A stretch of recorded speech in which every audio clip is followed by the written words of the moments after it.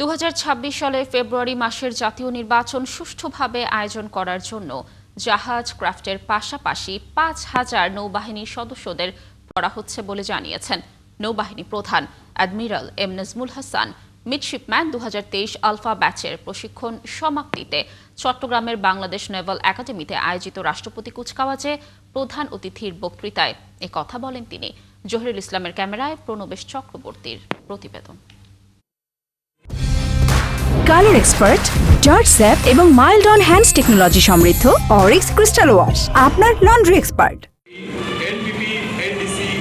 নৌবাহিনীর midshipman 2023 alpha ব্যাচের প্রশিক্ষণ সমাপ্তি উপলক্ষে চট্টগ্রামের পতেঙ্গায় বাংলাদেশ নেভাল একাডেমিতে আয়োজন করা হয় শীতকালীন রাষ্ট্রপতি কুচকাওয়াজ।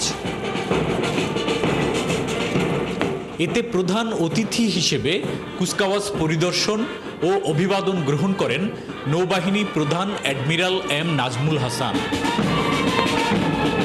পরে দেশের সমুদ্র ভিত্তিক অর্থনৈতিক উন্নয়নে নৌবাহিনীর সদস্যদের ভূমিকার প্রশংসা করে নৌপ্রধান বলেন, সমুদ্রে দেশি বিদেশি জাহাজের নিরাপত্তায় নৌবাহিনী কাজ করছে। বাংলাদেশের অর্থনৈতিক উন্নয়নে সমুদ্র একটি বিশাল সম্ভাবনার ক্ষেত্র। সাগর ভিত্তিক অর্থনীতি তথা ব্লু ইকোনমি বাস্তবায়নে নৌবাহিনী সামগ্রিক নিরাপত্তা প্রদানের পাশাপাশি সংশ্লিষ্ট উন্নয়নে অগ্রণী ভূমিকা পালন করে যাচ্ছে।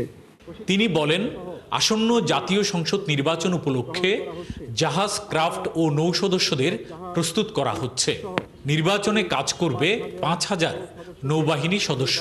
সংসদ নির্বাচনের জন্য নৌবাহিনীর সদস্যগণকে প্রয়োজনীয় প্রশিক্ষণ প্রদান সহ সার্বিক প্রস্তুতি গ্রহণ করা হচ্ছে। আমরা প্রয়োজনীয় সংখ্যক জাহাজ এবং সহ আনুমানিক 5,000 নৌ সদস্যকে এই নির্বাচনকালে মোতায়েনের পরিকল্পনা গ্রহণ করেছি। অনুষ্ঠানে বিভিন্ন বিষয়ে কৃতি প্রশিক্ষণার্থীদের হাতে পদক তুলে দেন নৌপ্রধান। পরে অভিভাবকদের উপস্থিতিতে নবীন অফিসারদের র্যাঙ্ক ব্যাচ পরিয়ে দেন।